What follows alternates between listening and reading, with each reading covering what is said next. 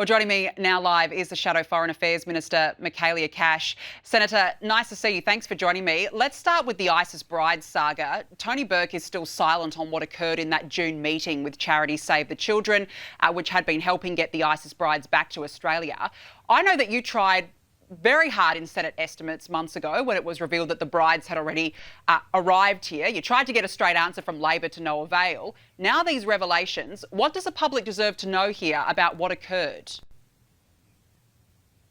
Well, Danica, the obvious answer is the public deserve the truth from both the Prime Minister and Tony Burke. I say that sarcastically, though, because you and I both know the Albanese government has almost become incapable in most areas of policy in telling the truth. But these are the facts.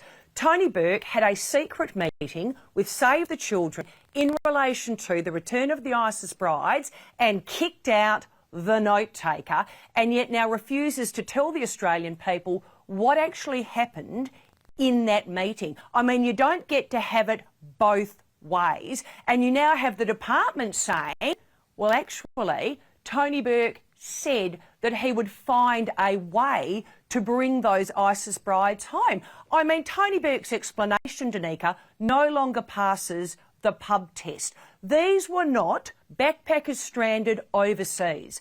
These were the wives of ISIS terrorists, men who had committed some of the most grotesque atrocities this world has ever seen. So Tony Burke has a secret meeting, kicks out the note taker. You don't kick out a note taker, Danica, unless you don't want it on the books.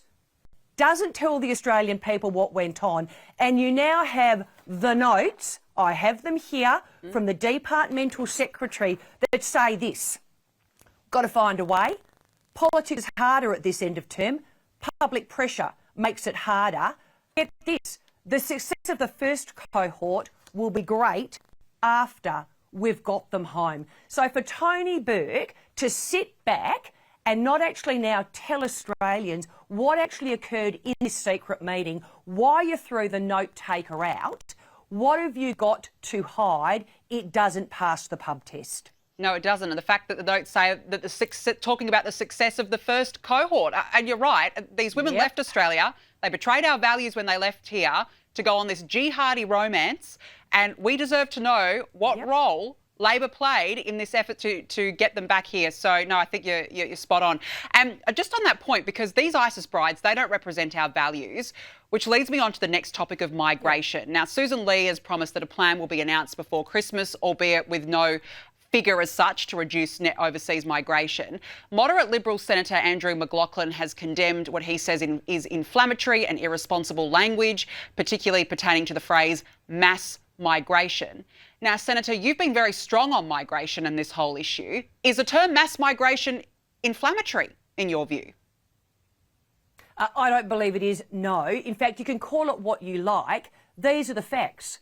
The Albanese Labor government brought in 1 million people over a period of 2 years in the middle of both a housing crisis and a cost of living crisis. This is not about attacking migrants. We are one of the most successful multicultural nations in the world. This is squarely about the failure of the Albanese government's migration policies. They've turned on the migration tap. They haven't put in place the appropriate infrastructure. Too many people in too short a time.